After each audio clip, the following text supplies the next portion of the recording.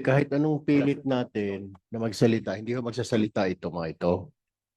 Hayaan na lang ho natin itong dalawang deponent, itong testigo na sumurrender ang magpapatotoo. Actually, Mr. Chair, malinaw pa sa sikat ng araw, nilakad nila, inoperate nila, number one, mga taga-pogo yun, so maraming pera.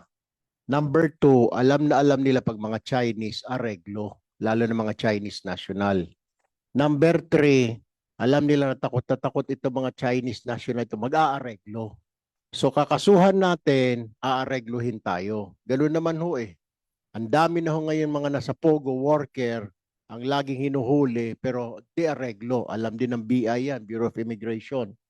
Kaya nga ho yung lakad na yon, two birds with one stone. May accomplishment tayo, may nahuli tayong baril, meron tayong human trafficking. Number two, aareglo ito. Mas malaki pala yung nadatnan nila na pera doon. 27 million, yung areglo, 5 million, 4 million. Mas malaki, 27 million. Dito na lang tayo dahil hindi magsasalita. They thought all the while na hindi magsusumbong, hindi makakarating sa mga otoridad yung ginawa nila sa mga Chinese. Kung tutusin kasi, human trafficking, sila-sila lang yun, Mr. Chair. Wala namang involved na Pilipino paihan doon eh. Puro mga foreigner, Vietnamese, Thailander, Chinese, Korean.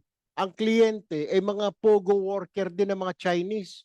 Kung titignan mo, wala nga pakialam tayo dapat doon dahil sila lang yun. Kung mag-import man sila ng babae, magpapasok sila ng babae, mga foreigner from Vietnam, from Thailand, from China. Tapos ang kliyente, mga Chinese, mga pogo worker. Pero trinabaho pa rin Mr. Chair because alam nila na aareglo. Yung lakad na yon, sa totoo lang, alam nila na lakad di areglo. So, pwedeng ibangketa yung kaso. So, they took the chance, Mr. Chair, kunwari baril, kunwari human trafficking. In reality, nasa utak nila na merong areglo ito. Fortunately, numadat na nila doon 27 or so million pesos ang pera.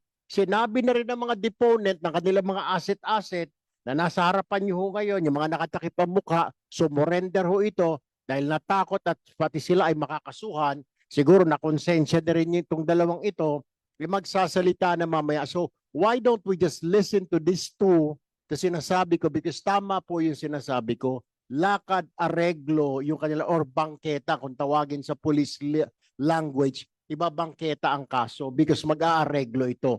Fortunately for them, may pera doon, 27 million. Hindi lang alam ng mga deponent kung magkano. Pero alam nila, simula doon sa DSOU head, pati sa mga bataan niya, may pera doon. So, na timing.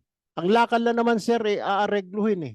Hindi na areglo, mas malaki pala yung nakita nila sa kahadero, 27 million. Bakit pa tayo magpapaareglo? Diretso na natin ito, hindi magsasalita. Pa-deport natin sa BI. Walang kaso, period. Mr. Chair, we're wasting our time. Pinagbibigyan mo, I'm listening kanina, I was listening kanina. You've been giving the opportunity to be nice, etc., etc. Pero we're wasting our time. Our good lawmakers here have other things to do in their offices.